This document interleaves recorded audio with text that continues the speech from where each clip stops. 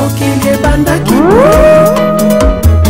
bana pe bakolo toyeba tango ya bakoko na tango na biso ekeseni Kongo ezalaki eza tokomi na mboka oyo fraude ekomi oyede c'est que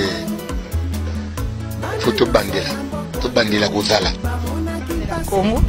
tobandela kozala parce que so tokomi okumisa fraude to moyibi tokomi okumisa c'est que faut tobandela kozala nedite na ngai na tango ya bakoko ezalaki ndenge mosusu bazalaki kolatela mbalokola lelo te kotambola na voiture. Vu ma contrainte, il y a bateau au bazalaka na terrain, au tobengaka la diaspora. Biso nyonso toganga yango, il y a pas une seule personne au yaza na identité moko controverse lokola Vital Kamerhe. Toyebi yango que Vital Kamerhe to pesa ba kombo nyonso ya mokili to ko pesa yebi yango que c'était la personne la plus dangereuse nakati ya opposition na biso. Toyebi yango tina nini ayaki ko créer appeler ça dynamique de l'opposition. Toyebi yango na bebe étape nyonso à franchir. Le directeur et le faiseur de président. Sans qu'on se rende compte que le premier président qu'il a fabriqué, qui nous a ébauché, qui nous a montré, qu'il a embelli, qui a repeint, image naïe. Il nous a amené de 4 millions de morts à peine. On pouvait parler de 4 millions de morts à 12 millions de morts. Il nous a amené un pays, à peine on pouvait parler de viol aujourd'hui, la capitale mondiale du viol. Il nous a amené les autoroutes, Oya Prometa, Kayena, Hippolyte Kanambe, jusqu'à lui écrire un livre. Donc voilà le faiseur de président qui a fabriqué un président sanguinaire, un président génocidaire. Il vient aujourd'hui en train de fabriquer un autre président. Sore Kozanani. Résultat est causé à la mine. Pourquoi tu as commis une naïveté? L'opposition d'accompagnement, Bango va reconnaître à noter ou ça la ironie de ne pas reconnaître que le pays était sous occupation. C'est ainsi, nous vous continuer, ça les a bien. Nous vous soutenons, nous sommes avec vous. Mais bisoto kendena na cadre politique to kolongola. Et bazwa ki slogan moko na minute nazolo babande konanga ya ba honorable, ya ba politicien, bazol dans qui retentissait parmi eux. On doit commencer par couper la tête du serpent. Couper la tête du serpent ni kolbani to salana nous nyonso. Tolongolana moto azako conduire l'occupation na Komboya Hippolyte Kanambe alias Joseph Kabila. Modèle nyonso otokolongolela ye ezali pas monene na kati la perspective. Et pour na kolongola ye, ils étaient obligés d'aller Kosolo Lanaye. Là nous parlons du système représenté par Hippolyte Kanambe alias Joseph Kabila. C'est parce que yem toko organiser des élections. C'est parce que Yemutazako contrôlait la CENI. C'est parce que Yemutazako contrôlait le Cour suprême, pour ne citer que cela. C'est parce que c'est eux qui contrôlent tout et c'est eux qui devraient financer les soins. Merci. Na Régine Abisso Oyo et Simbami, na Jimmy Adjanga, na Canal Africa, na Gaël Denove, na Ben Katongo Nipe, na José Onokoko. Merci, na Bino Soche, compatriotes, mesdames, messieurs, fidèles des émissions Éveil Patriotique et pas Union Sobino Bozami, Kimia et Coca Kozala Namabota Nabino, Boum Misano. Merci d'avoir abandonné vos multiples occupations, troquées derrière vous. Tout ce qui est important na minute tozali mokolo yenga bato bazali ko bongama pour lobby ezali mokolo musala mingi bazali ko pema pembeni ya famille comme pendant la semaine tozokata mingi te la semaine était bourrée le week-end était bourré na ba manifestation kili mais bino nyonso bobongami po bokoka kolanda lolaka ya éveil patriotique oyo salami pe ekopesa mana bino mwana mboka maître honorable maître Gina Will Mukasana oyo bino moko bo sepelaka na ye émission ya lelo esalami pe ekopesa mana ngai moko po tobengi yango flash.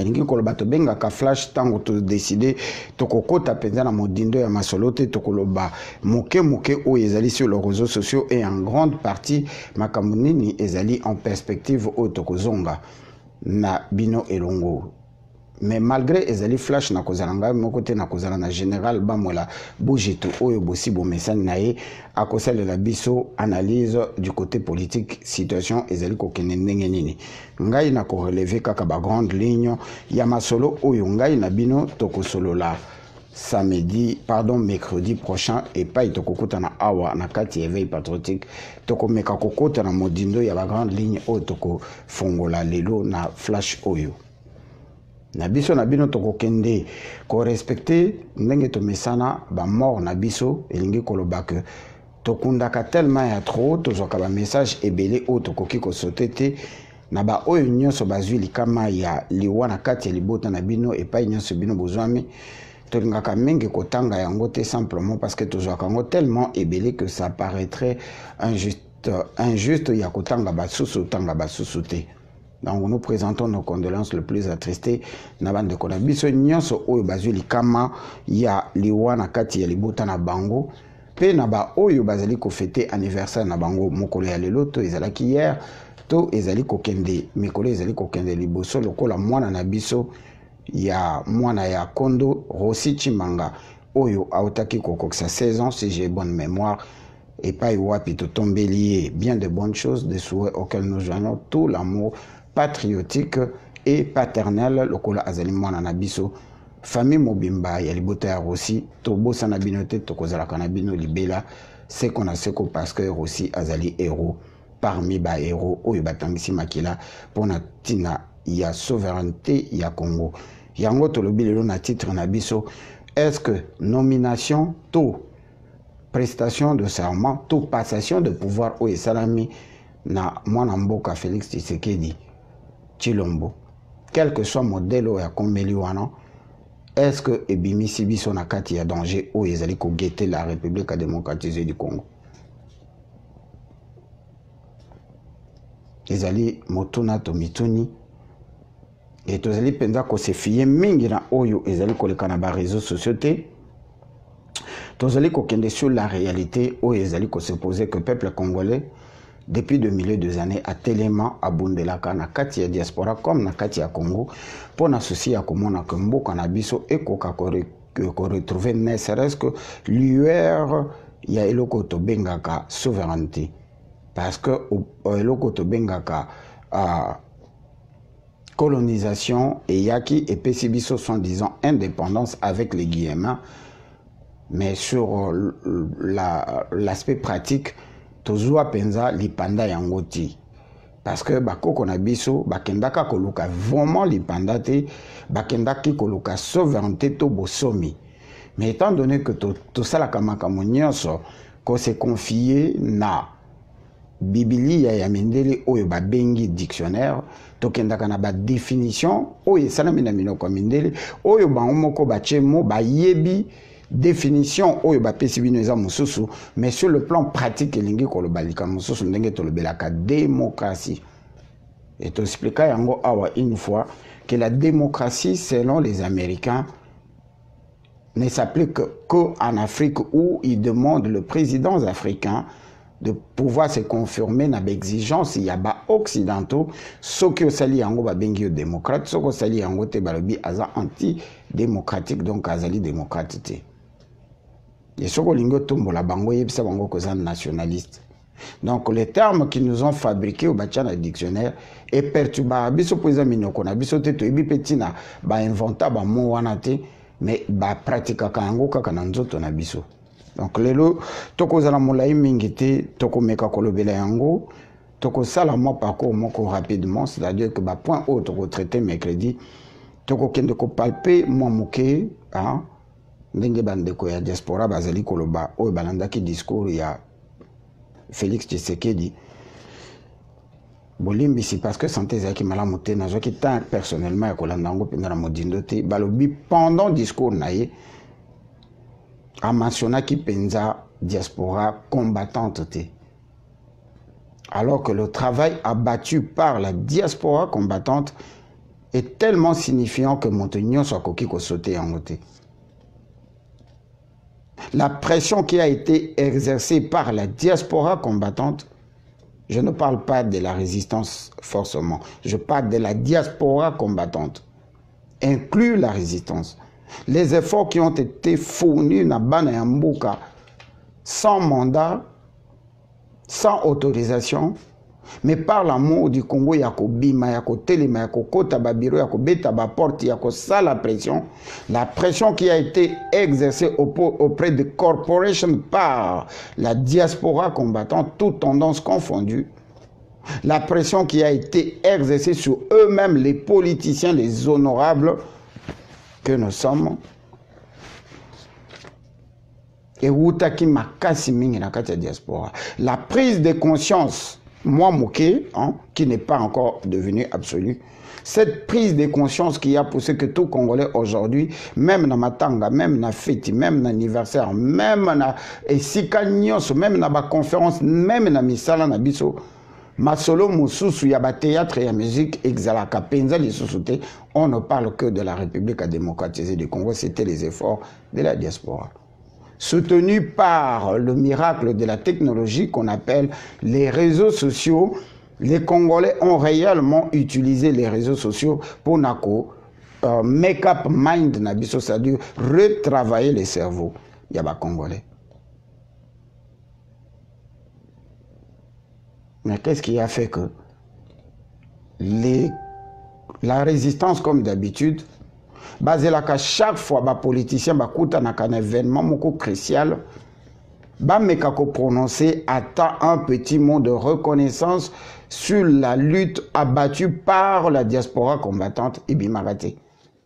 Et d'ailleurs tout le monde a un gros niveau à Genval et pas ba combattants bien que ba CP la kana ngote bien que balinga ka ngote, mais cela ne les avait pas empêchés de hausser le ton. Yakolobaki n'ont jamais été considérés.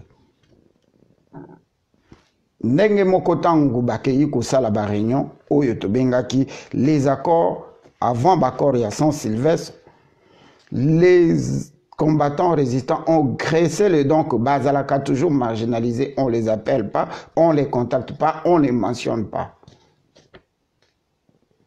Et la minute, ceux qui bolandine de Konabiso Wechi, à qui je salue, Cyprien Wechi, Azolela terriblement qu'il a été rejeté alors qu'il a battu un combat sérieux. Yé Moutalobi, qu'il a battu un combat sérieux. Il y a comme ma bonne formation, Oyope et Revolta Batumususu. Et il a même dernièrement, à niveau à Genève, soutenu Félix Tshisekedi à fond la caisse. A commune à Kishasa, Bazeliko Tindikaye. Toko mekako palpe ngana général Bamwela. Ba constatation auto salaki mwa muke. Il y a remarqué que Mokolo y a investiture, il y a nouveau président de passation de pouvoir. Tout le monde qui président sortant, na président rentrant, Félix Tshisekedi. La magistrature suprême, Oyo, to Bengaka, Cour constitutionnelle, et yaki ko pesaye pouvoir officiellement, na présence ya composante nyonso o ezalaki wana. Torimaka qui paie absence, il y a pouvoir religieux to spirituel, parce que bisoto zalaka ba laïque, et que Mboka na biso eza 90%, pour ne pas dire 92%, 98% laïque, c'est-à-dire nous sommes des chrétiens. Considérant que Mboka mingi oyo bazalaka ba chrétien ba prêtaka serment na bango non seulement devant sur la constitution mais aussi sur la Bible. Mais un modèle, il y a bien sûr la prestation des serments et ça la maka différemment et c'est prêtaka devant le drapeau et la constitution. Oh, ils allaient biblier en abisso. Mais cela n'empêche que le président est supposé avoir la bénédiction spirituelle, il y a laïque, il y a la congrégation religieuse, n'y surtout tendance confondue, conduite par l'Église catholique. Du fait que Baboya Kikoya, président rentrant Félix Tshisekedi, a manqué l'okomoko, na kati exercice ya ba fonctionnaire point d'interrogation. O ezali ba question mark hein, to ka ko sola na bino mercredi et pas moto nyonso akopesa makanisi na ye. Et sur le plan spirituel, les sous-souka kayango, tozali pe na ba croyance na biso. Tozali pe na ba nkumu na biso. Tozali na ba chef coutumier na biso oyo ba pesa ka bénédiction okouta na mabele. Et là, je ne veux pas rentrer dans la religion qui nous a été importée. Parce que le monde a été créé des milliers et des milliers de décennies. Mais la religion qui a pris naissance, kaka lobi lobi awa, je crois na 320 après Jésus-Christ. Et la religion qui kobota ma musulmane lobi lobi awa, 500 ou 600 ans après Jésus-Christ. Et je vois place na kati ya mokili que to bosana la croyance ancestrale nabiso, parce que tout comment considère que la croyance nabiso, ce n'est que la sorcellerie. Chose oyo ezali fausse. Bon, je ne suis pas en train de prêcher, bien qu'on est dimanche. Naba prestation de serment mingi eleka, et si kanyo so mokonzi mboka tambolaka mingi mingi, to mona ki yango pe pendant la campagne, bankumu bakolo mabele bato basimba ka secret ya biso bato tozali humain nuna ba spirituel na biso bayaka kupambola moto oyo akamati pouvoir na ba symbole moko ancestral ancestro oyo esalaka que ba reconnaître moto wana lokola leader na bango ba transmettre message na ye na ba esprit ya bakoko na biso bakoka ko soutenir ye bakoka ko tambusa ye. Nous avons vu sur les images quelqu'un kumo bazalaki wana. Mais qu'est-ce qui a fait que tout le monde qui instant magique wana te, il y a remise, il y a pouvoir. Il y a bakoko na biso et pas il y a un nouveau président. Et le bande de konanga aribo senjo mituna ki alobi bazalaki ko banga que chef coutumier Oban nommé la biso na kati ya mboka na village ya Minembo qui n'est autre que le frère d'Azara Soroberwa yepe aya ko pambola Félix to ba chef coutumier ebele o bango ba noma parce que ba extermina ba chef coutumier nyonso oyo bazali ko kamba nkita le pouvoir spirituel ya mabele ya bakoko na biso comme baboma bango Bachela biso ba marionnettes qui ont été nommées par le PPRD, bazali ko banga ba ko pambola mona mboka. Point d'interrogation, ba oyo ba yebi ba koya na réponse na bango awa. Et finalement, il y a une question qui se pose encore. Oh batunyo so bazali ko mituna, to ye ko pesa réponse te, to ye ko justifier en côté, to zali ka ko mituna oyo bande ko bazali ko mituna. Qu'est-ce qui justifie réellement l'absence? Il y a Maman Marthe, l'investiture, il y a moi Nanaï, où il y a commis président de la République. Si ça a été expliqué quelque part, et Talibiso Tetoya, quand le bout et l'obami, n'a pas raison société. Toye ko condamné acte ou anate, to mituni mituna bande ko bozala, bocha, moi, venaba, maï naba venabino, parce que tozo ça la flash ya makambo to koloba mercredi. Pourquoi cette absence? To landaka na discours moko ya Félix, tango asalaka meeting na Sainte-Thérèse alobaki na ba tradition na biso soki tozali na matanga to arrêtaka tout jusqu'à ce que to silisa matanga. Mais on sait que nous sachons où est la mignos. Félix a arrêté quoi? Depuis Ebembe à Papa Tshisekedi disait na mabili. Il a arrêté quoi? Si Azali investit président de la République et l'Okoni n'y arrêta. Rencontre, déplacement, voyage, concession, makambouni ni oya salate to ebiti. Ah, on ne parle pas du président Félix, on parle de l'absence de maman Oyo Ayebi, aya mercredi. Akoka koyebi sabiso toko pesa ba réponse awati. Bande konabiso ya Beni, ya Yumbi, ya Butembo. Tilelo, est-ce que va reconnaître président comme Bango ba votakité? Ils ne sont pas des Congolais. Et il faut que parti on a te détaché na kati ya Congo. Et pourquoi droit civique on a qui Bango privé? Soki bolobi, to balobeli biso que bako votaka na mois de mars.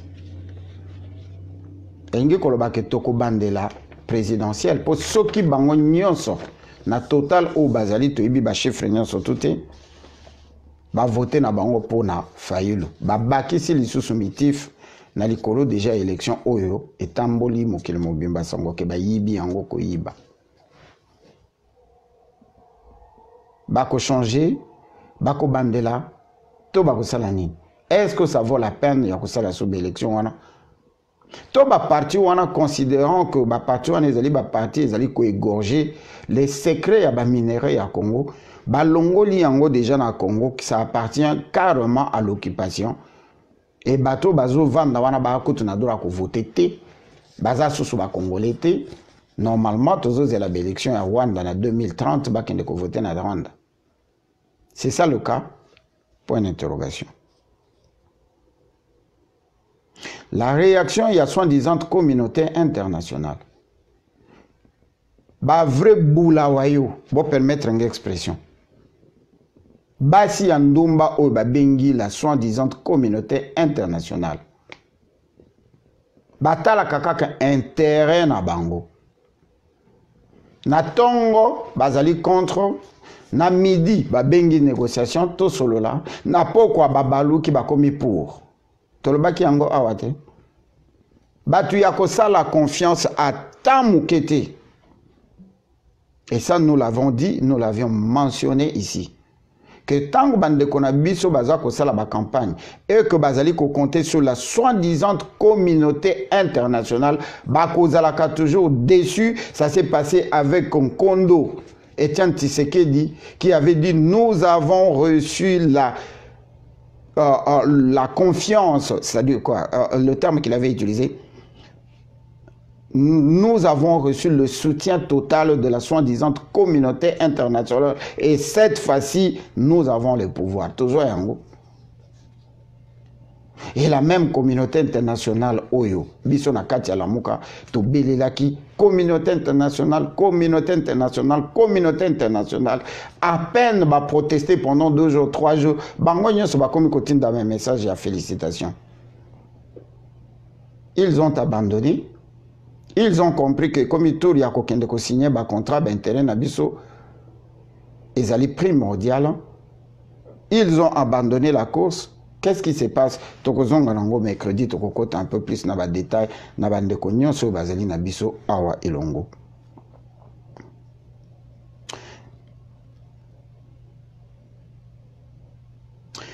La réaction de la diaspora, toutes tendances confondues. Diaspora est télémine en dengue sakanate, diaspora est kabwani en 2 parties. Là, je parle de la diaspora. Bien. La diaspora s'est levée mani militaire. La diaspora est télémi et kabwani dans 2 parties, automatiquement dans 2 parties. Les fascistes et le lamoukaïste na ebiter olimbis. Et je vous rappelle, je fais une parenthèse. Bande koboye bakenyo so bozali kokoma nazotanga te bomoni ke na otala bino. Donc je ne sais pas makamni bozo koma. Bokoma yango na sens ya ko partager entre bino, pas dans sens ya ko pesanga maloba parce que je ne saurais pas lire ce que vous êtes en train de créer, sinon je ne ferai pas l'émission. Parce que ça rentre tellement et ça défile pendant que je suis en train de parler. Même ceux qui n'ont pas la capacité à kotanga donc ne vous attendez pas que pendant que vous êtes en train de créer, je vais répondre ou je vais faire une parenthèse par rapport à ce que vous dites. Et ça flash.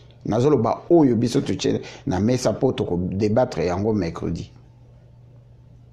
La diaspora dans son ensemble partagée.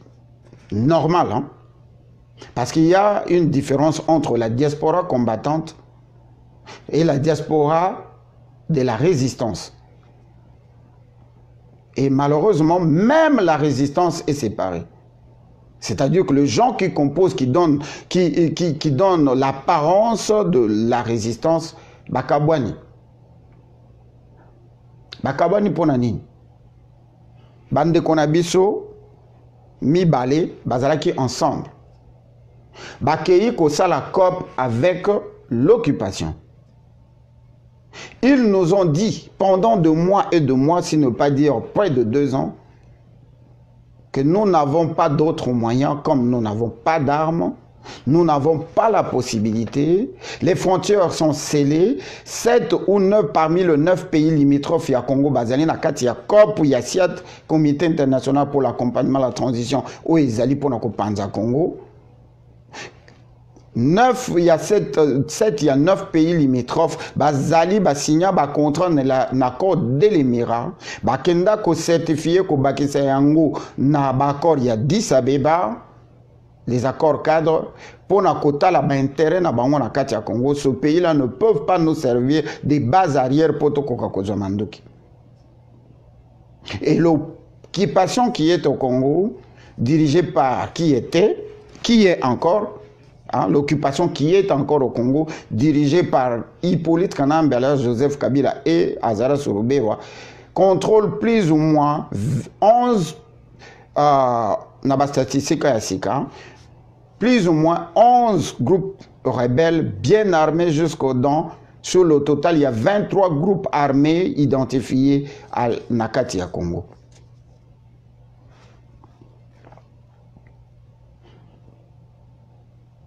Bande qu'on a vu sur les politiciens, comme qui n'a point que bino bosala ya bino, biso to sala ya biso, l'essentiel les alliés, to kende na kolongo la système, oyo biso to reconnaître la diaspora combattante et la diaspora de la résistance to reconnaître que mboka ezali sous occupation.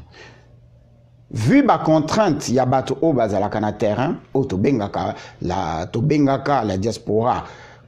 Pardon, Tobengaka,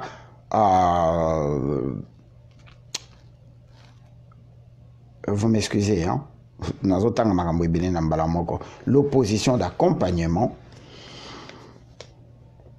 Bango va reconnaître na noté, ou ça la ironie de ne pas reconnaître que le pays était sous occupation. C'est ainsi, Biso, Bino va continuer, Banamaï, Oebozo, ça les a bien. Nous vous soutenons, nous sommes avec vous. Mais bisoto kendena na cadre politique to kolongolango. Et bazwa ki slogan moko na minute nazolo babande konanga ya ba honorable, ya ba politicien bazo landanga. Il y avait un slogan qui retentissait parmi eux. On doit commencer par couper la tête du serpent. Couper la tête du serpent ningi kolbani. To salana no nyonso. Tolongolana nous moto azako conduire l'occupation na Komboya Hippolyte Kanambe alias Joseph Kabila. Modèle nyonso auto kolongolela ye ezali pas monene na kati ya perspective. Et pour na kolongola ye, ils étaient obligés d'aller kosololana ye. Pourquoi kosololana ye? Là nous parlons du système représenté par Hippolyte Kanambe alias Joseph Kabila. C'est parce que yé mutako organiser des élections. C'est parce que Yemutazako contrôlait la CENI. C'est parce que Yemutazako contrôlait le Cour suprême, pour ne citer que cela. C'est parce que c'est eux qui contrôlent tout et c'est eux qui devraient financer les soi-disant élections.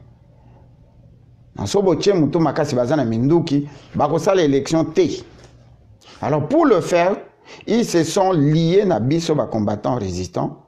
Tout ça, la pression na soi-disant communauté internationale. Communauté internationale, bocha makele na mboa na bino, na criminel génocidaire na bino, il faut attaquer la biso. Et nous avons tout expliqué ici. La différence entre l'alternance na alternative oyo babanda ki kotuna awa na ba communauté internationale alternative nini bozo présenté et nos politiciens disaient toza na posa ya alternance. Ndenge nini bokokenda en alternance toko solo lana bango. Donc pour briefer comme ezali flash bande konabiso ba politiciens toute tendance confondue mutako ko wangana te bango nyonso bakendaka ko solo la motona tanayi avec l'occupant qui était le FCC tout le PPRD. Avec toute conscience, ils ont décidé d'aller aux élections avec le PPRD, avec la CENI qui est un organe du PPRD, avec la Cour constitutionnelle qui est un organe du PPRD, avec la Kabylie qui a enfanté le FCC et le FCC a enfanté le AAAC, AAAB, AAAC, nyonso wana ezosala occupation. Bande qu'on a biso bakene élection. Avant bakene élection, bakabwani pour des raisons où etoko stopile awate. Mais ceci na bango même ko kabwana wana, ceci na bango ezali kaka ke to kwisa nanu la tête du serpent. Batala ni bango mibale. Nani akokende ya bakabwani ngala kokende te yo kokende ya bakrele biso cash, bakrele biso la moka, mais bana ya mboka. Baké une élection. Le PPRD a observé que ceux qui n'ont prononcé Chadari, bateau mi balé tant bako sangana, pito pare o ekokota awatoko contrôler en gote fito pakata. Abengi bango, boyana. Bana ma boyebi ke bo gagner. Masola ngo yaskonde. Ba garantie ni bisoto ana. Ndenge basolola ki kuna bango nyonso bisoto ebité.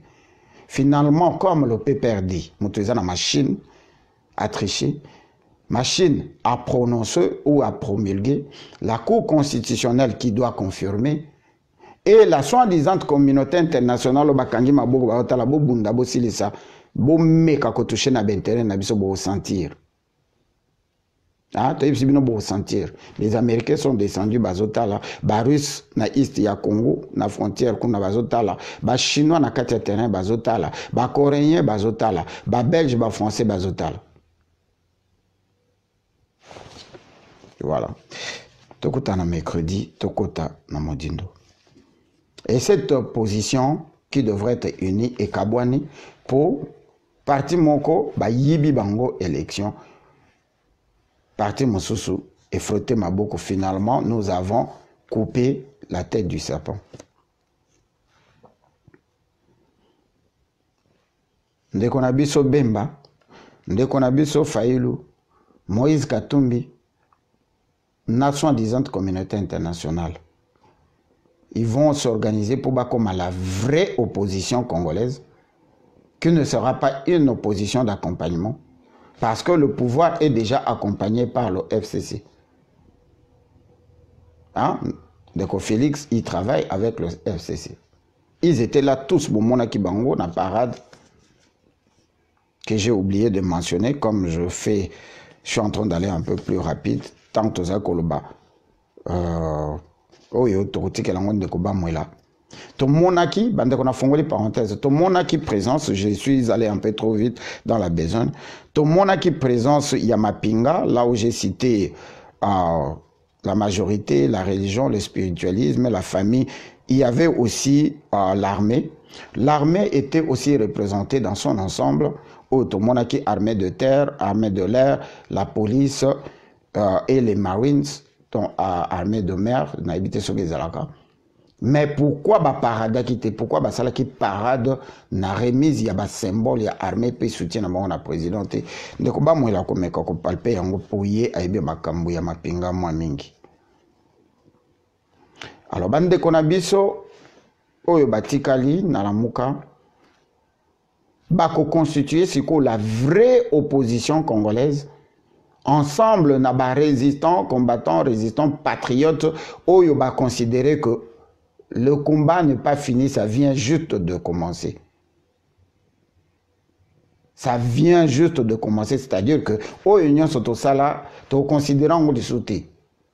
C'est qu'on des combats sur les bandits. C'est ce qui se dit dans la diaspora combattante.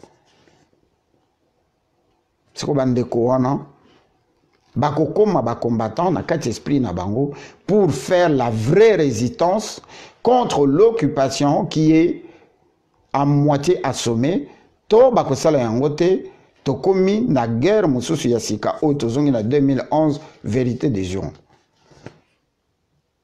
Tozo de la CENI, organe ya tricherie, tozo de la Cour suprême, organe ya tricherie, échanger makanisi na bango pour na koyebisa biso vérité. Et j'ai fait une parenthèse ce matin en discutant avec quelqu'un. Et je ne fais que réfléchir, hein, réflexion nanga, étant que notre humain, ça cause problème, je suis désolé.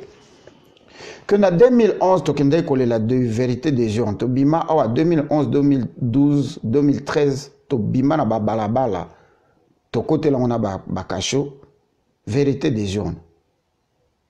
Mais cela n'avait pas empêché bande konabiso au bazan en opposition lelo ba kende ko zo ba poste na gouvernement et occupation kaka moko oyo.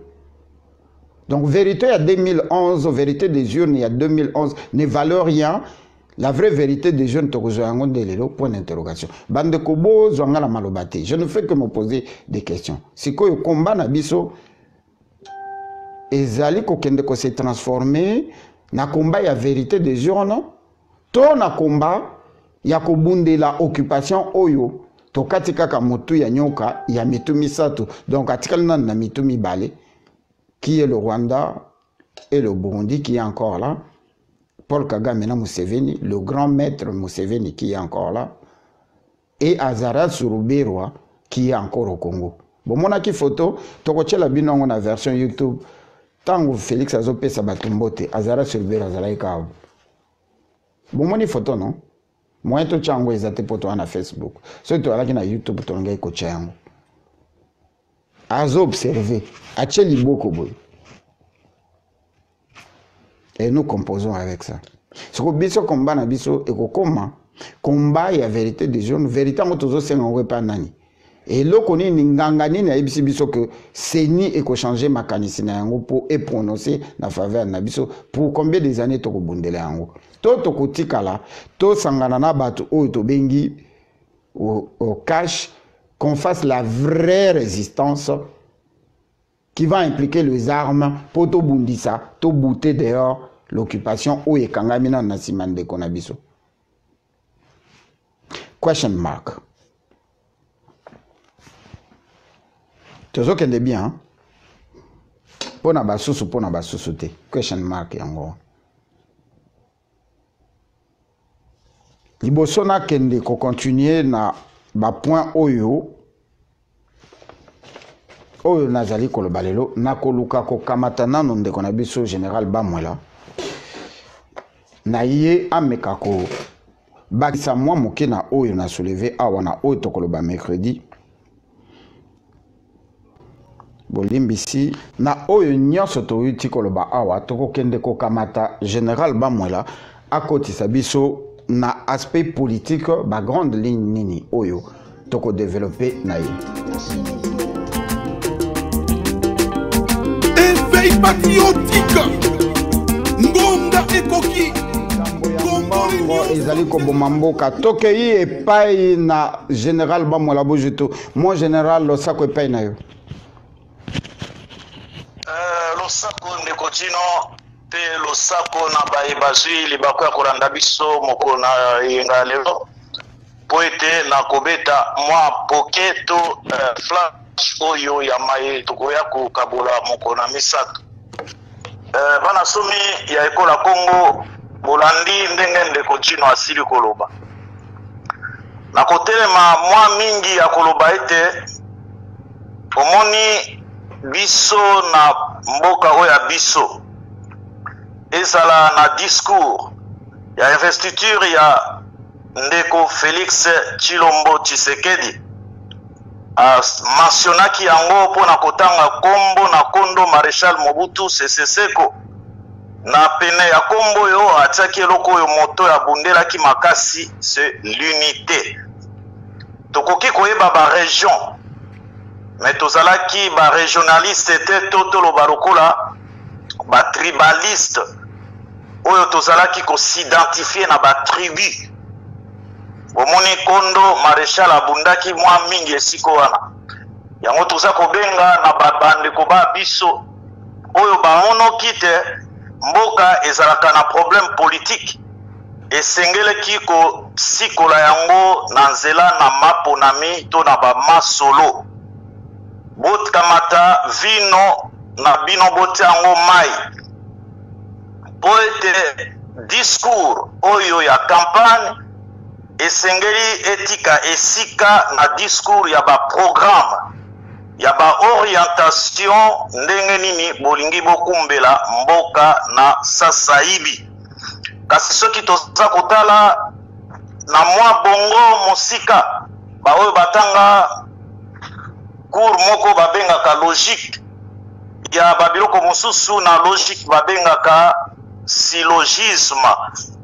Makamati eloko oyo naloba ete tout Congolais a droit de devenir président de la République. Soki okokisi maeba pesi lokola meko. Soki balobi tout Congolais a droit de devenir président. Un Moulouba c'est un Congolais. Donc un Moulouba a droit de devenir président de la République. Nakanisa nesiko wana mwa ba polémique ya pamba esengeli elongwa. Pona nini soki totali bien tokozala kutu na mwa fier mwa mingi po manaka ezongi a zéro. Ezongi a zéro ndenge nini naza kokamata réalité oyo mboka ezali lelo soki tokamati tokoloba na bloc linguistique tozalaka na 4 langues nationales. Lingala, nous avions eu le président Mobutu. Kikongo, on a eu le président Kasavubu.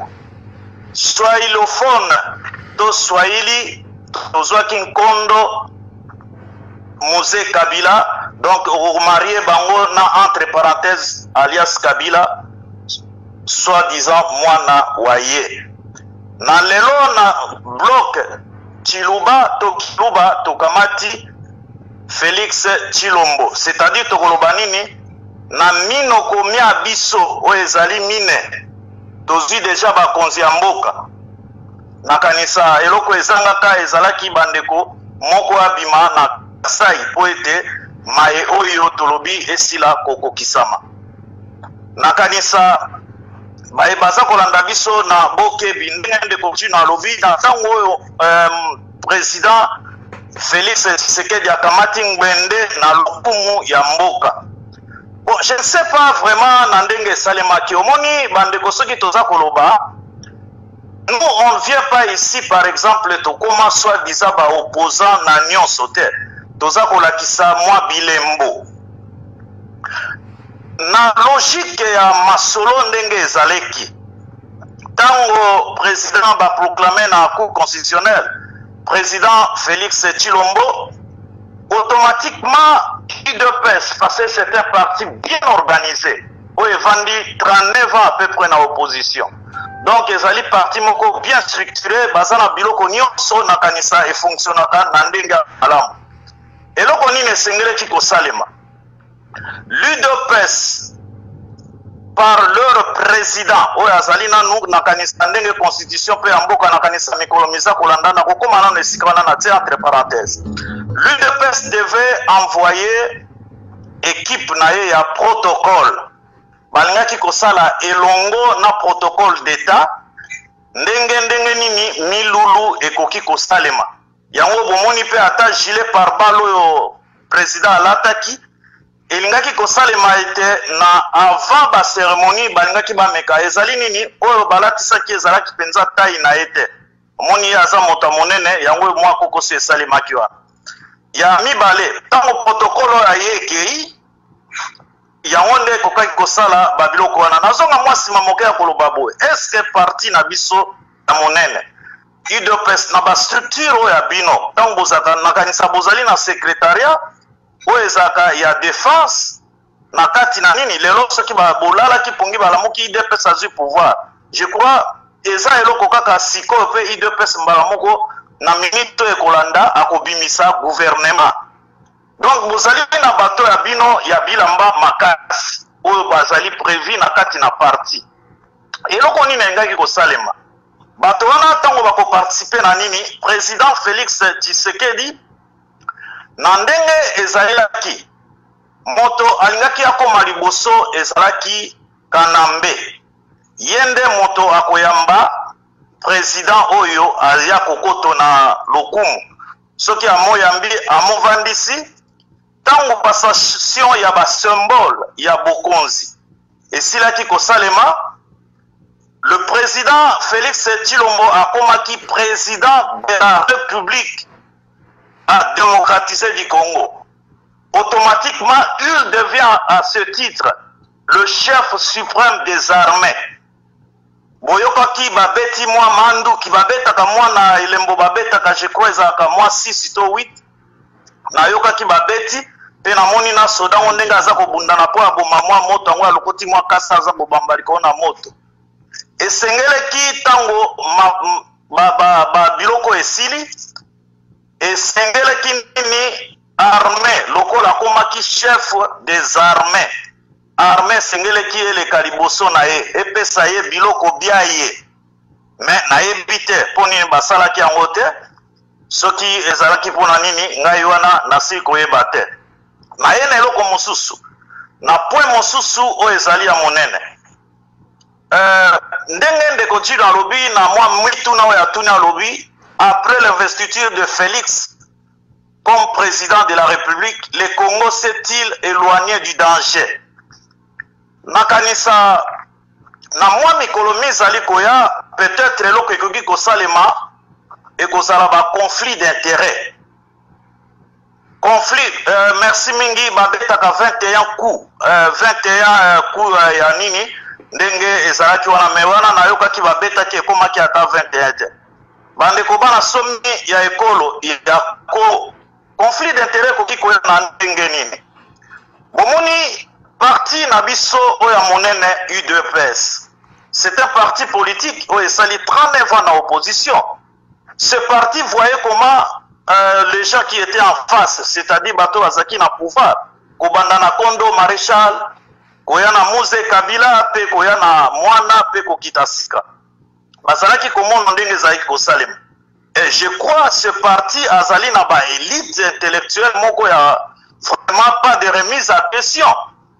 C'est-à-dire président kokaki ko s'organiser na ndenge nyonso que lelo parce que na bandi ko chite ya koloba boye ceux qui totali na bokebi ba mobutiste oyo gestion ezalaki catastrophique pendant 32 ans ba se retrouva qui encore na 18 ans encore oyo uti koleka. Ce sont les mêmes moboutistes oyo cardinal Mosengo Pasinia Laurent aye kubenga ba médiocre. Na ndenge eza komono no lisusu lelo toza komono lisusu ce sont le même gens bakoki lisusu ko reconduire bango, c'est-à-dire le même moboutiste oyo bazali na kilo ya 32 ans ya me gestion ya mboka na biso obakiseli bango tango bakomaki ba néo kabiliste bakamati lisusu presque 20 ans, ça fait 52 ans. Mais lelo lisusu bakamata lisusu kaka tomono lisusu be bango. Est-ce que, par exemple, na parti Nabiso, le bureau du président n'était pas vraiment organisé pour que le président, comme président de la République, il ne devait pas, par exemple, nommer soi-disant par ordonnance présidentielle numéro 1, Bakamata Vital Kamera comme directeur et bureau du président de la République. Et si comme moi, Koko Songa, la mona qui est si grande et angora. Et ça, Koko Songa, mon pourquoi donc, bakozala lokola 2 kilos na kati na bureau. Omoni, esengele ki bato bazala na nani oyo bazali kotosa. Oyo bazali kotosa mokonzi. Oyo bakotosa eme bakobanga ete. C'est-à-dire, amema tout autour na ye, babilenge biasika.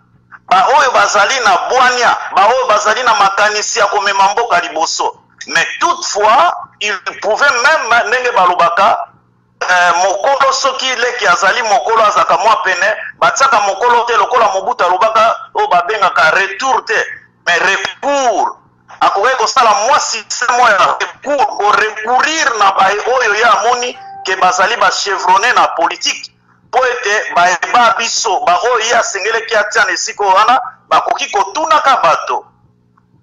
Bon, je crois par exemple le président Oyo Yamboka Lelo Congo, tant mosusu abanga ki ne loko tokoki koloba équilibre régional. Tant mosusu abangi ne sikona mais akelo kwa kubanga penzate parce que Mobutu était Mongwandi. Il était Ngwandi, Fundwa azalaki Pengwandi, azalaki directeur à cabinet nae. Ce n'était pas du tribalisme. Bongo ndenge ni soki lelo par exemple nakoki kotanga. François Mwamba akokaki kozala directeur ya malamu Ce qui otali moto aza vraiment chevronné, bien na kati na routine wana. Et je peux citer Maître Mukendi wa Mulumba pour azalaka pe directeur à cabinet ya Kondo Etienne Tshisekedi tangu babimaki na conférence nationale souveraine. Et je crois elingaki kozala nini parce qu'à ce moment l'IDPS devait appliquer le moyen de sa politique na côté moko et pas mosusu akoki ko appliquer ba politique ya ba moyen na ye oyo avandelaki 39 ans na nini. Mais lelo omoni IDPS akozala na impossibilité ya ko appliquer maye oyo ezali ya ye et kokoma nini ekomi copie coller. Donc esengeli ba gouverner ensemble na UNC. Moi mbeba ekozala isiko wana ndenge ndeko lobi nga lobi bila danger koki kozala conflit d'intérêt ekosalema mesiko wana bana somi ya ekolo ya Congo na kanisa mercredi tokoya kobeta mpoke biso ndenge torobaki na kanisa boza komono naza kosala mpe naza na ba réserve ali pourquoi lobi mokolo na moko ya mosala parlement oyo ebimaki na maponami bakosangana soki basangani lobi bakosala composition ya bureau oyo kokambama na kiungu wa kumwanza oyo azali mokolo na age na baye oyo basili kopono akozala seconde na secrétaire oyo akozala le plus jeune ya ba nani nayokaki azali na 25 ans 26 ans oyo bakosala pele na ye soki bavalide bamanda ya badepute nayebi te soki mpe mokolo na lobi mokolo na moko président Félix Etienne Tshisekedi a nommé. Je crois il faut choisir wana kozala nomination te a choisir pour moto na mission na ezali moi ya ta moi moke. C'est-à-dire babengaka na français babengaka nani informateur. Moto a kosala nini a identifier majorité oyo ezali na parlement po esika wapi président kopono oyo akozala ye ministre wa yambo. Mais soki totali malamu FCC bango moto bazali na bato mwa motango ebele na kati na nini oyo kuna. Mais toutefois boyebi lokola baza koloba ezala na gouvernorat bomoni bato bakomi koteka bavoi na bango bakomi kotia mwa misolo basusu bakomi konégocier bavoi na bango na ba 100 000 ba 10 000 sengeli bato na boye bakanga be bango po moni mboka na biso tokomi na niveau moko vraiment moi koko sesi koko tonde ko jino nakanisa mai oyo nakokaki kobakisa soki mwa motu nezali tokolinga to bakisa po ete toyebi mai oyo nafungoli mwa bikuke ya mwa ndambo bandeko ba biso oyo bazali ya UDPS bon nakanisa kobanda moko na lelo président prêtaki serment bandeko ya biso awa na ezala na diaspora ezala na mboka bazali susu na opposition te po bakomi le parti au pouvoir siko toyebi te opposition oyo ekobotoma contre bango soki ekobimela ngambo nini po batractation eza kosalema susu mpe lamuka okomona bakosaproche toujours na cash c'est-à-dire bango nyonso wana bazali bakokoma lokola bato ya pouvoir bongo opposition ekokoma nini yango esika ndeko tino abeti mbela koloba ete biso na kati na diaspora esengeli ete totala mpona kocreye ela ya sika une nouvelle synergie po ete tokamata opposition ya bosolo na mboka na biso soki tokamata opposition tosali branche politique soki tokamati totikali be na résistance totikali be nesiko kozalaka kokweyisa système oyo ezali kovanda na moto na mboka maloba mboka oyo ndeko tini éveil patriotique ngonga ekoki kongole nyonso telema telema oyo mboka ya ndenge nini kongole aza ndenge nini aza ndenge nini oyo batu ya ndenge nini makambo ya ndenge nini. Merci Jimmy Adjanga, merci Nabino Nyoso, merci Nandekoba Molabuji tout, merci Nabino Nyoso Bozele Nabiso, souci Nabiso Izali Kosangisa, souci Nabiso Izali Koloba, Toyaka Awa Kosala ba analyste, Bombaka, Oyo Izali Biso, Biso, Ozala combattant, résistant, patriote, Ozala na société civile, Tochana no Congo Liboso.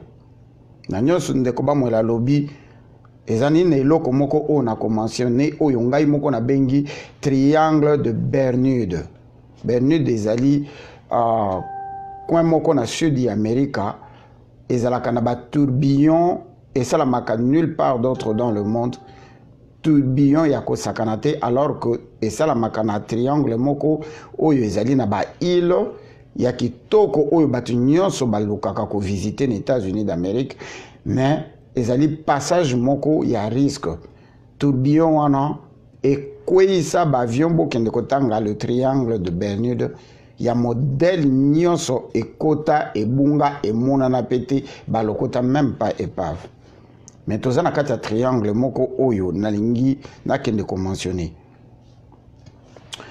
Na système oyo tokei nango na bitumba oyo tokomi na place tokomi, il y a une chose qu'il faut reconnaître yango.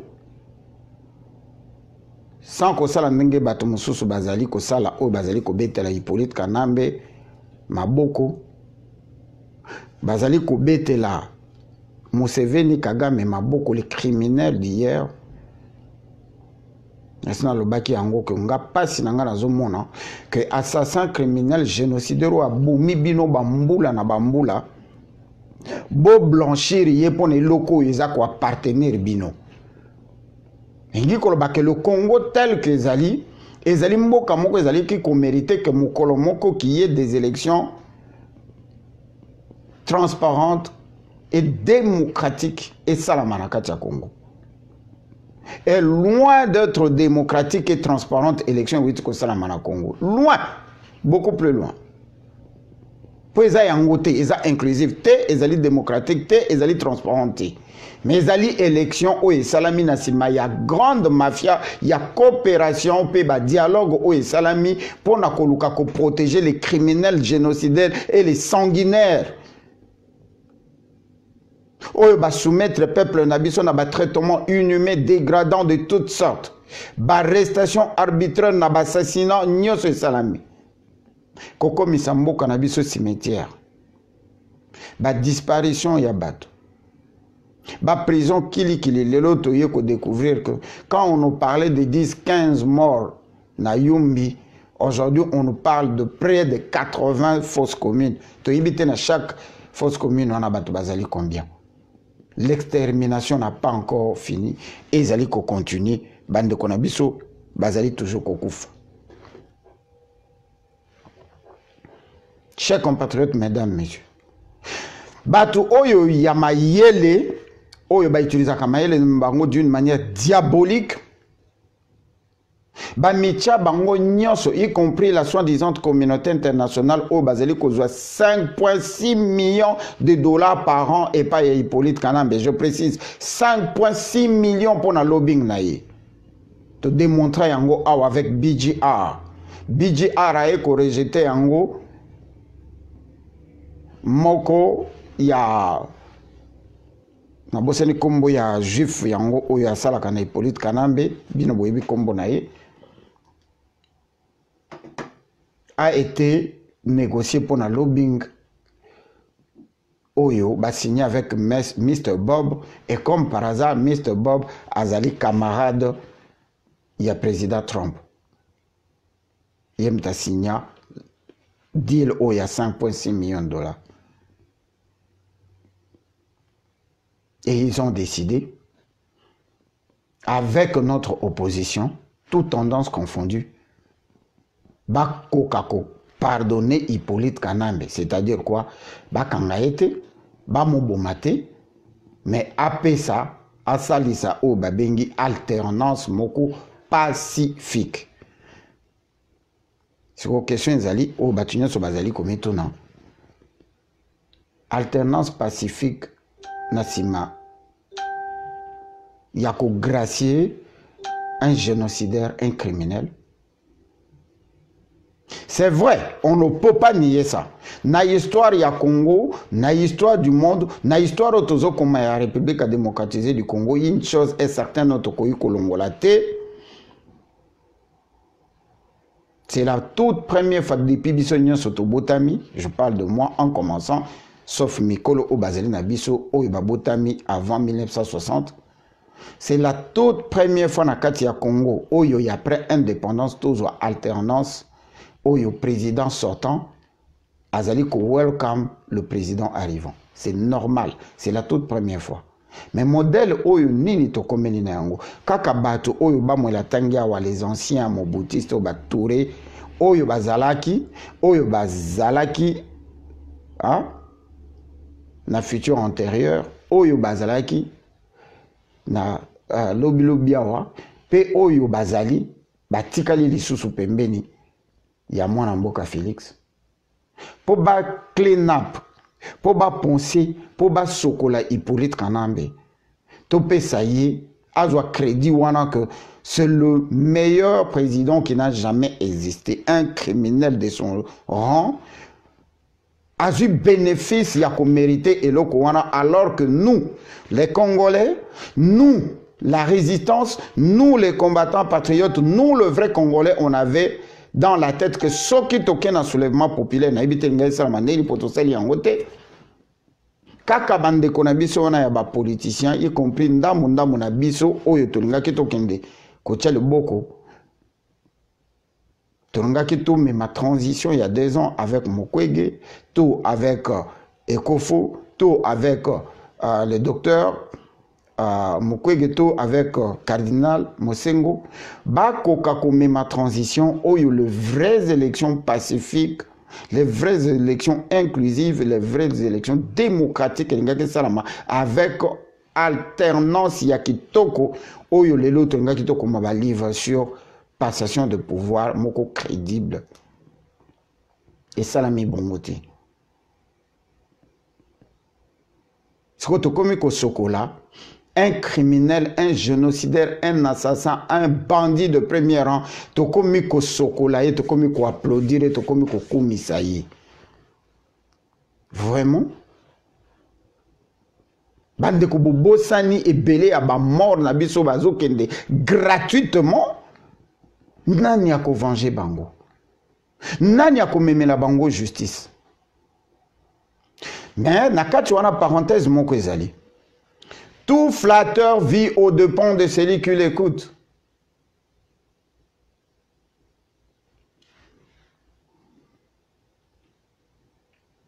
Bien que tu aies changé l'histoire, mais tu vas comprendre que oui, il y a eu alternance, mais alternance, moi, qui crédibilité, Mukolo Oyo, Hippolyte Kanambe akokangama. Alors, nazo senga na bandeko oyo bakende ko pesa yi crédit wana, toute tendance confondue, y compris l'opposition qui est en train de se créer auprès il y a la Mouka, y compris les combattants résistants patriotes. Tout élément d'abord contre le triangle où ils allaient coexister, où ils allaient virtualité, tout ce monde a dit. Et c'est quoi le triangle? Pas sinayo, pas sinangai. Est-ce que ça nous dit quelque chose? Ngai nazozonga na 1900, c'était en quelle année? Naba 1960, 65, 70. Il y avait un certain Bisengimana qui fut le président, le directeur du cabinet à président de la République, maréchal Mobutu Sese Seko Kokongwendo Wazabanga Abomanko Inali Konga. Ça me rappelle, on a ban Académie de Beaux-Arts, je fais une parenthèse, il y a Vimindi, au Yazaraka, préfet Nanga, na école secondaire, na Académie de Beaux-Arts de Kinshasa, à Gombe, na face ya Wenzara, na Lingwala. Il y a le baki kombo na Yazaraka, Vimindi Kotakoli, Trambaya, Trabata, Trambaya, Abomanko Inalibanga. Bon, mémoire, na yoka qui est pas inande konanga, Mawete, Lupini, SP, Mawete, Lupini, Alobi, Vimindi Akufa, que son âme repose en paix. Et loko ezozongelanga na mutu ya komona image wana que le Rwandais a dirigé le pays na place ya maréchal Mobutu. C'est qui a donné naissance à Bakengo Adondo Pe Basus Obirenyo Soboyebi, tous les Rwandais qui ont infiltré le système depuis Anewaran pendant le 10 ans au Yobi Sengema Nazalaki. C'est que les Amboka Nyoso Kenda na Rwanda et le loto Kamwaka Ndenge Nini un petit Rwanda aurait fait Yako. Zwa mayele ya mboka na biso ko yeba peuple congolais ko yeba tamboli na biso ko yeba leli na biso ko yeba comportement na biso ko yeba ke to linga bible.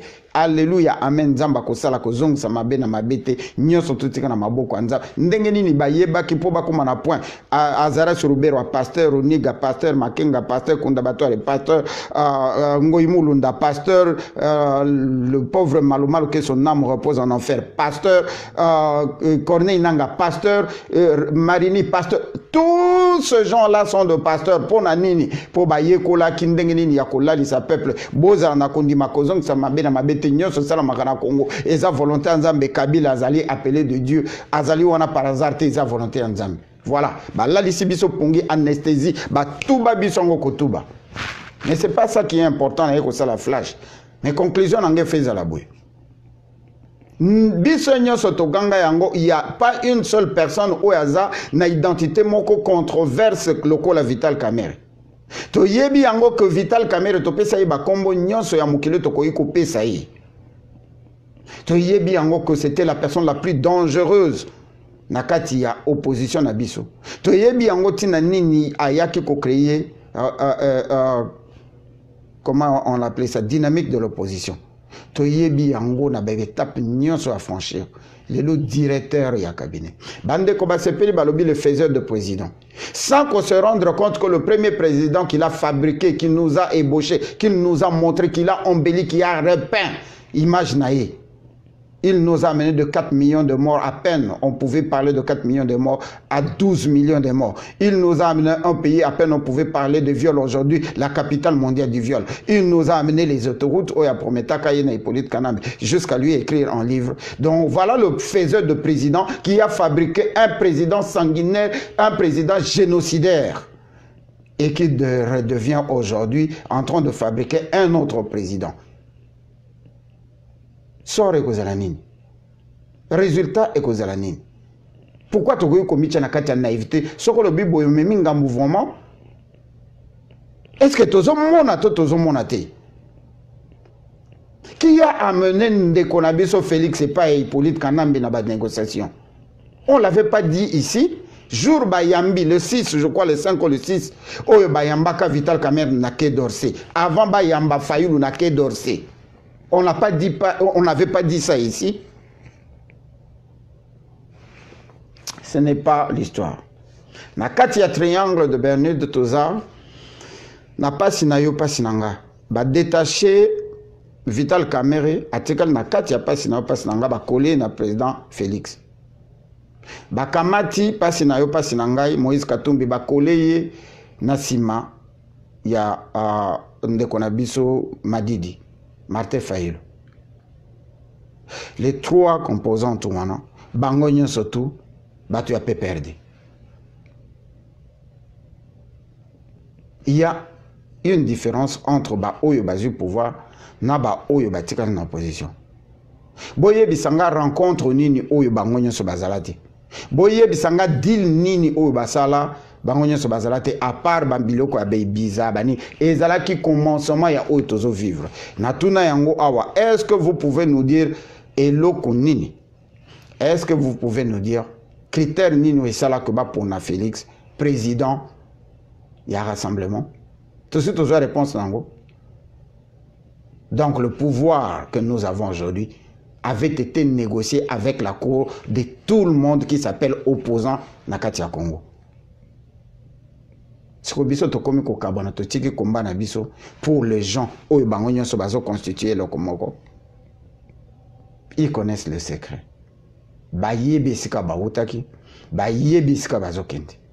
Ce qui est différent que Madidi aurait pris le pouvoir, ils ont pouvoir négocier. La seule chose que nous pouvons nous réjouir, ils ont négocié pour couper la tête du serpent.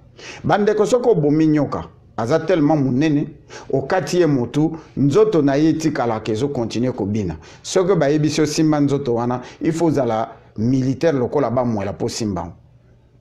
Po okubanga na nzoto wana zokanisi nzoto wana ekoswayo. Vrai te? Yengi koloba que Hippolyte Kanambe a la tête coupée, mais il y a la queue qui peut encore continuer à balloter toute l'opposition et tous les Congolais. Et tozo kweya, tozo fongole la bango li sous brèche, tozo fongole la bango li sous nzela alors qu'ils étaient déjà au bout de souffle. Et cela va se faire ce qui te fongoli couloir, il y a séparation. Bande Kongara Zolo Banakotika la journaliste toute ma vie pour Nazali journaliste de formation. Je suis un artiste en art plastique formé à l'Académie des Beaux-Arts avec distinction. Et j'ai représenté le Congo dans le concours, il y a OMS Santé pour tous. Je suis deuxième lauréat en Afrique centrale qui m'a valu le travail à l'âge de 23 ans comme consultant publicitaire en santé publique à l'époque Yangandu Kabeya. J'ai participé dans le concours, il y a Horizons, qui m'a valu le travail dans OGFRAM, à l'époque où il y a Yamoto, le feu Yamoto, que son âme repose en paix, comme consultant publicitaire dans OGFRAM. J'ai géré 16 millions de zaïs en 1987-88. Je suis un artiste de talent. Où il y a un timbre poste acheté par le PP, la poste. Télécommunication, ceux qui n'ont pas Congo, que le Congo est organisé, je serai millionnaire. Parce que dans sala ba dessin ou il basala nango ba timbre poste. Le professeur Eddie Ankamazola qui est ici aux États-Unis, c'est lui qui est allé signer le contrat. Parce que moi j'étais déjà en Belgique.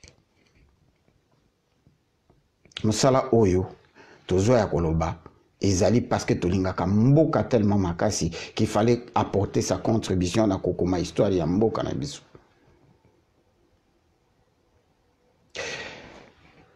Bande konabiso ya ba combattants, ba résistants, ba patriotes, ba kiti na Congo. Donc il faut vérifier l'information, il y a eu plus ou moins 7 000 à 12 000 personnes qui sont descendues. Ça c'est une parenthèse. Bango nyonso ba kiti ndenge nini? Bango nyonso ba kiti po bazakala mikanda te po mingi bakomo kozonga. Bango nyonso bakiti parce que basalaka te po mingi batika ki misala lokola ndeko na biso Marco Mpoyi azali déjà na nzela zozonga po fa bana musala mardi. Mingi na bango bakeyi po batikala komona mboka te lokola ndeko Arimuke, quel que soit ce qui se disent na se to solo la kina ya parti ya Kinshasa. Oyo akeyi ko sala etali biso teme. Il a dit, ça fait 15 ans anyata mabelité. Et moi, ça fait 21 ans que je ne suis plus rentré au Congo. So le ron azu avion na Congo, na ke koluka poste. Ça c'est juste un exemple. Parce qu'on a de la famille. Na kundi ndeko nangate na kundi mama nangate. Il est tout à fait normal que na moi calme oh le temps ba restructurer en air et bandali sous ko kanga biso ko beta biso ngondo. C'est le moment où alingi azonga ya mboka na bisoti. Bon bazonga kamboka kaka il faut za na mukanda to za na mukanda te ko za na mukanda te na poto c'est un crime poto yaka koluka yezu pa kenda ko bwaka ngunda na Egypte to yaka koluka soko zuite ozongiti mais mingi bazwa bazana ba doctorat bazana ba service lokola ndeko na biso tatem. Il vivait très bien ici aux États-Unis, gagnait bien sa vie, makangi bisaka lo billet à la communication à quelque sala na Congo. Il faut zanga mukanda, toza na mayele te, toza na diplôme, pozonga na mboka na yo. Vraiment la discussion bozo sala na kati ya ba réseaux sociaux, ça fait la honte d'être congolais.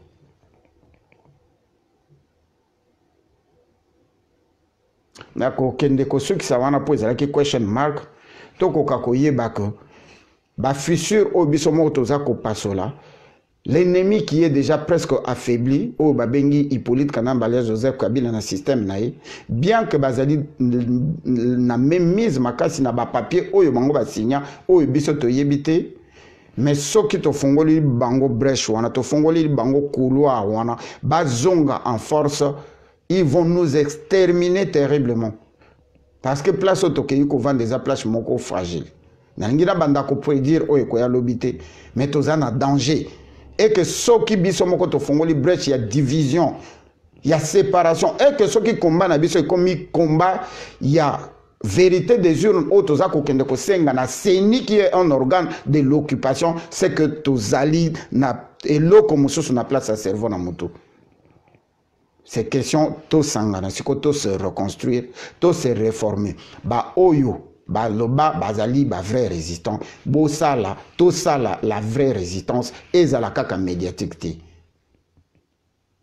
bemba zawana za mutamanduki bokende ko mona ye bo sangana na ye aka matamanduki papa ngwanda a continuer ko sala la biso ba analyse parce que biso ni to sala ko sala moko ezali lutte moko noble, il y a guerre médiatique mais aka matamanduki. C'est que on va kamata mandukite na diplomatie bakota na kati ya système pour bakoye bandenge ni na ko déboulonner système pour te créer synergie. Moi je ne pense pas qu'on doit se diviser pour de futilité. Élection ya Moyibi, oui, ça est reconnu dans Mokili Mobimba. Les mêmes personnes bakoye ko chabiso poa babandi na bango ko reconnaître ngo to tika la kaka élection Moyibi, élection Moyibi, élection Moyibi. Entre temps tozo panzana na moi occasion tozui ekoka ko constituer une force que toti kanyoka wana a se réformer ole kazara nyoka akoki kozala pe vers de terre, c'est-à-dire bokati moto au bout de quelques jours moto mususu eboti a continuer chemin. Ezalaki honorable maître Jean Noël Mokasson na éveil patriotique na général Bamola Boujitu na bino nyoso bozalaki na biso. Na Washington, awa, lobby Bolanda qui a un moment sur réveil patriotique, il y a une comité qui vient de se mettre en place où ils allaient conduit par Maman Nabiso, une femme, pour la première fois que la communauté congolaise de Washington métropolitaine, CCW, ils allaient conduit par une femme et l'équipe naïe allait composée en majoritaire Nabasi, où ils allaient saluer. Vraiment, Maman Claudine Sassa Longo n'est pas inabino ba directive yasika ezwami ba directive yasika epesami oyo bande konabiso ba maman ba ko conduire la communauté congolaise en ce moment jusqu'à nouvel mandat oyo koyana sima bangonde ba kotambo sa communauté topesi bango longo nya mengi pe na ba oyo nyoso bazali ko kambama elongo na bango na biso na bino tokokuta na définitivement mercredi mais malem tozo luka moyen to réformer ba rubrique na biso donc tokozala lisusu vraiment trop na Facebook côté et tokozala ma trop ya mikolonyo surtout ndenge to sala kiango lundi mardi mercredi te musala ezo permettre pendate na occupation mususu tokomeka kotaniser yango tokotika la peut-être 3 jours par semaine tout au plus ou 2 jours par semaine et l'embisa binoté ezali que tozo céder na ba contrainte ya ba vie o tozali komene na kati ya poto et loko to beleli na yango bolingo to lingana mingi parce que soki to lingani te tozo fungola couloir que moto auto witi ko affaiblir azonga de force et kozala malheur pour na biso peuple congolais naransi ezalaki makanisi na biso pona poko ya lelo ingeta basali bakongo tango na biso biloko nyonso tokomi kozwa na pasio ezali lisusu ndenge ya bakoko te poso mosusu aye kokolonize se bato ya mboka o nsima ebongaki tosala ndenge ninyo tosengi lipanda te revolution ya Congo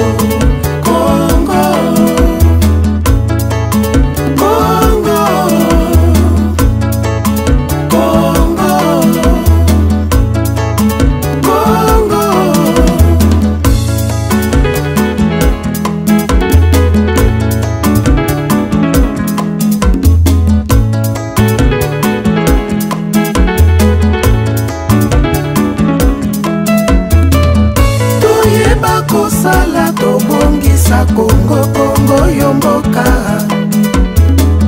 toyeba kosala tobongisa Congo yomboka Congo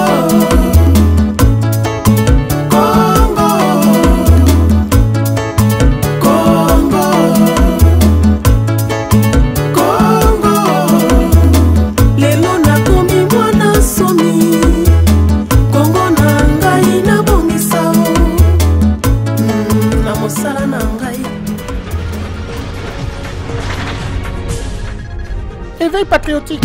Chaque mercredi et vendredi, Batia Mwamba. Émission de Maître Willodine Mukasson. Émission Pesanga Force Yangwana sur la Talango TV. Bazar.